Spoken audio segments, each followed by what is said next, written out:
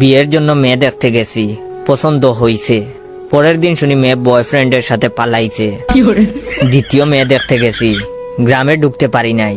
মেয়ের বয়ফ্রেন্ড দল বল নিয়া কইল গাড়ি ঘুরাবি নাকি বাংমু। তৃতীয় মেয়ে দেখলাম, বিয়ে প্রায় কনফার্ম, কেনাকাটাও শেষ।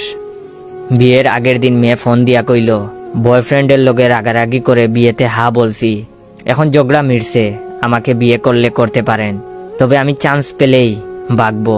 চতুর্থ মেয়ের সাথে প্রায় বিয়ে হয়েই গেছে, প্রথম কবুল বলে ফেলেছি।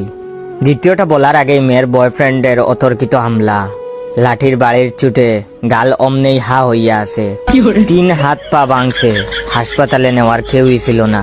পঞ্চম মেয়েকে দেখতে আমাকে হাসপাতালে রেখেই বাপ মা মেয়ে দেখতে গেছে। মেয়ের বয়ফ্রেন্ড হাসপাতালে আইসা আমার বাকি পাটাও ভাঙছে। আপনারা আরো অ্যারেঞ্জ ম্যারেজের আশায় বইসা থাকেন, প্রেম কইরেন না।